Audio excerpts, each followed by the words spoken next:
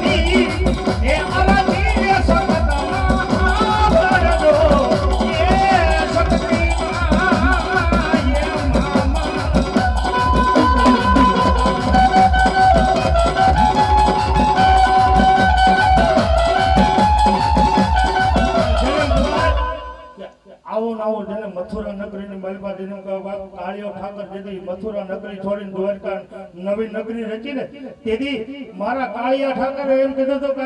મન મેટી જેથી ઉડણ બની આજ જગતની મલબા આજ મોમાઈ જો તું મારા આલબડાના બેટની બાજુમાં બેઠી હોય અને આજ કાળિયા ઠાકરના દ્વારની મલબા હવા વણના તાળા દેવાઈ ગયા છે બાપ કાળિયા ઠાકરના આજ દ્વારની મલબા હવા વણના જેને તાળા ખોલાઈ દેવાઈ ગયા છે અને ઈ કનેક્શન જો આલબડાના બેટની મલબા બેઠેલી આજ મારી જેને હાથનું સંતાન જેને દેવાય બાપ ઈ દેવકીને કોકે છઠ્ઠું સંતાન જેની બાળકી જન્મીને જેની કંસ પગ પકડીને જેને દેવાય બાપ ગરડીઓ ફેર હજી હાલની તકની મલબા મોજૂદની મલબા પડ્યો બાપ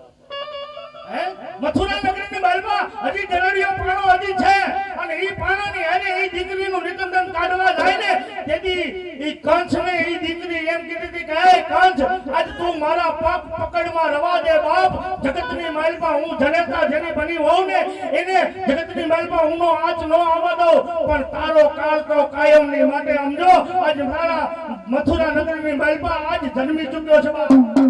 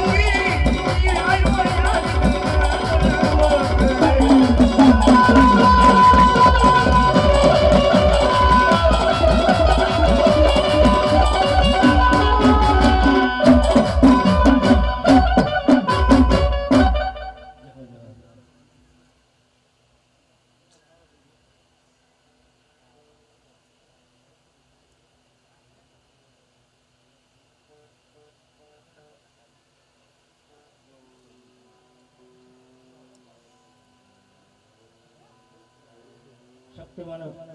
ગાના કરવાનું છે બેહાર દે છોકરાને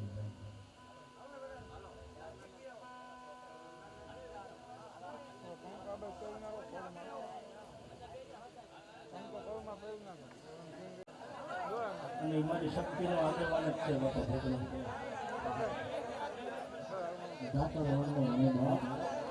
બાબલો નથી પણ છત્રી છે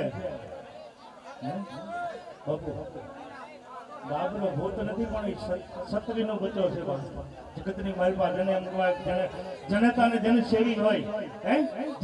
જનતાના જેને એમ કહેવાય બાપ ખાનોલાની મહેલમાં જેને ધાવીને જેને મોટા થયા હોય અને ઈ જેથી જેના માથાની માલમાં જેના ખંભાની માલમાં મા ભગવતી આયા રાજ રાજેશ્વરી રમતી હોય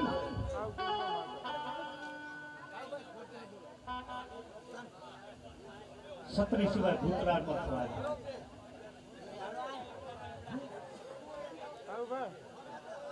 મારા ગારિયાના મારી નું બજાડવાનો ધણી એ મારી વેલી કરજો મારે આદિયા કરે વાતો